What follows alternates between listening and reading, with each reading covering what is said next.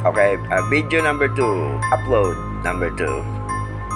So, ngayon, may mga pictures na. Yan yung mga Everrise. Most loved workplace. Alam ko yan na Indiano. Yung nangyayari sa Pilipinas. Yung mga nilagay niya mga Pilipino na nagpapatakbo ng kumpanya niya. Na nang api ng isang PWD. Alam niya kaya? May pakialam kaya siya? Hindi natin alam. Kasi nagpo-post din ako sa LinkedIn at I'm not getting any response. So, sige, gawa tayo nitong YouTube channel. Actually, mahirap kasi sa sitwasyon ko, hanto mag-existence ako ngayon. Homeless, jobless, blacklisted sa ibang BPO companies. So, galing na ginawa ni Everrise. Sobrang galing. Wala akong masabi. But, go back.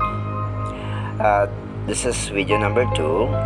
And, may mga pictures na. These are the guys, the very people na nagpahirap sa buhay ko during my days at Everrise. Now, walang labis, walang kulang. Kung may kulang man, it is because I need to protect the people na naging kasama ko sa Everrise na kumampi sa akin. So, natatakot din sila, natatakot din ako para sa kanila na mamaya, well done din sila na Everrise. Blacklist din sila sa ibang BPO companies. So, sinabi ko naman dun sa attorney, sa DOJ, nung nagbigay ako ng salaysay na hindi ko pwedeng isiwalat lahat kasi I need to protect some people na nakasama ko sa Everrise na nakatulong naman sa akin. So, marunong din akong tumanaw ng utang na loob. Pero sa mga kumag na ginawang impyerno buhay ko sa Everrise, well, this is the main reason why we have this channel now. So, may TikTok account ako. Araw-araw, tinitira ko ang Everrise and of course, ibang mga BPO companies, mga balas-ubas na sikyo, nakala mo mga Diyos sila. So, aside from TikTok, meron na ring YouTube channel.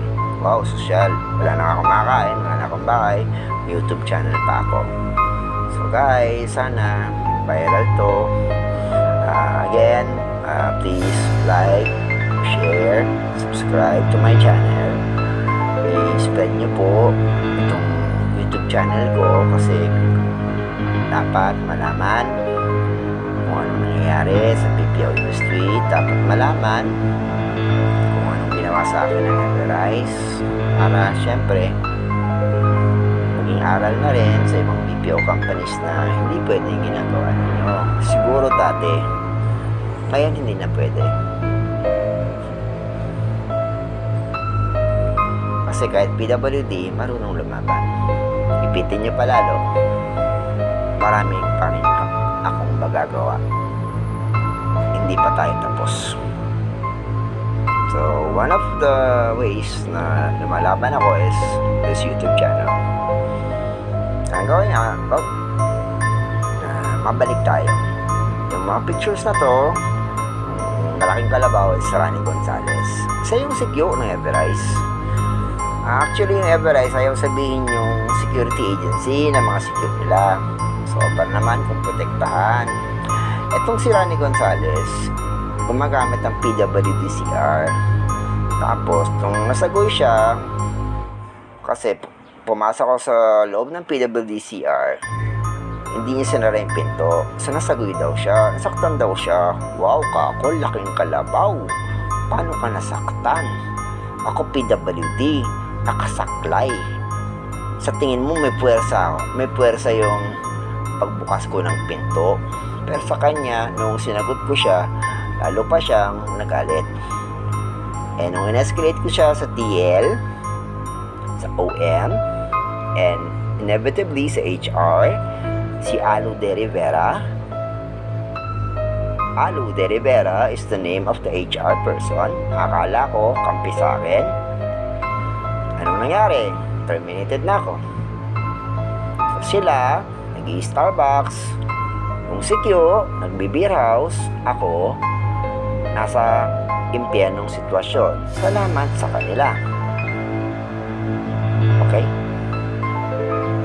Sana narinig nyo. Sana may taga-Everise na nakakarinig ng sinasabi ko.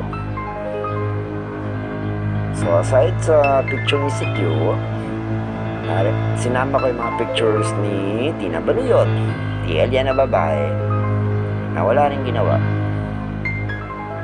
Nung kinukursunada ka na ako, at ng isang kasama ko ng mga security.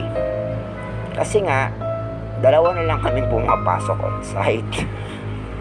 Isipin mo parang ghost town yung prod, tapos dalawa lang yung pumapasok. So, syempre, itong mga secure, bold ba, walang magawa sa buhay, sumasahod ng walang ginagawa, kinursunada pa yung kasama ko. Okay, sabihin ko na, senior citizen yung kasama ko. While ako, PWD. Tama ba yun? Dalawa na nga lang yung pumapasok, isang PWD sa isang senior. Pagkakatuan pa kami ng mga sikyo ng Everise Philippines. Wow naman, sobra.